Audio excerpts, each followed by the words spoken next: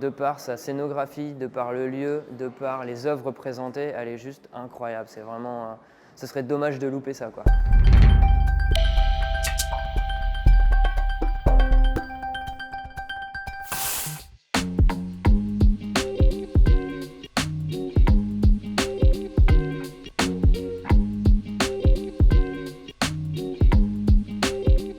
Alors le collectif Chalk, en fait, c'est un collectif d'artistes qui organise un certain nombre d'expositions en lien avec le skate art et le surf art, un petit peu partout en Europe.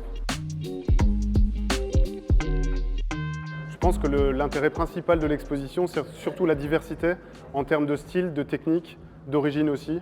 Et il y a vraiment une diversité qui est assez importante et assez rare.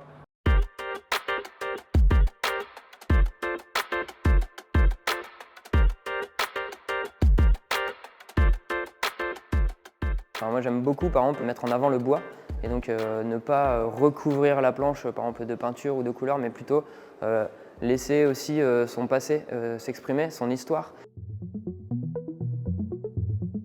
À travers en fait des lignes et des dessins un peu et des personnages enchevêtrés, j'essaye de placer des couleurs en fait de manière assez harmonieuse mais sans respecter le dessin de base, ce qui te donne une illusion un peu d'abstraction au premier abord.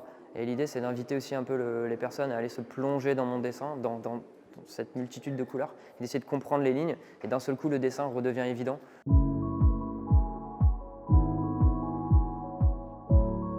Liberté Chérie, c'est une sculpture à partir de planches de skate recyclées, donc des planches qui étaient déjà abîmées, utilisées, trashées, qui avaient déjà un passif.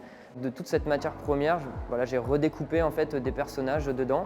Et donc le résultat en fait est 5 personnages qui dansent main dans la main, comme pour créer une farandole.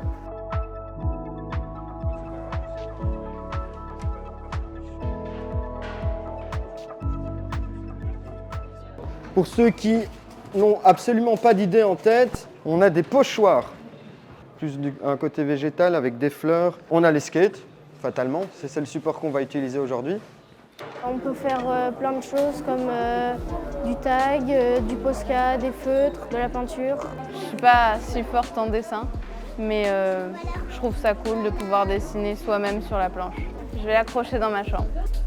Ça fait partie de l'ADN de Chalk aussi, c'est de partager en fait notre passion, prendre le temps de customiser sa propre board, garder toujours dans l'esprit que c'est un art accessible et que tout le monde peut être créatif à sa façon.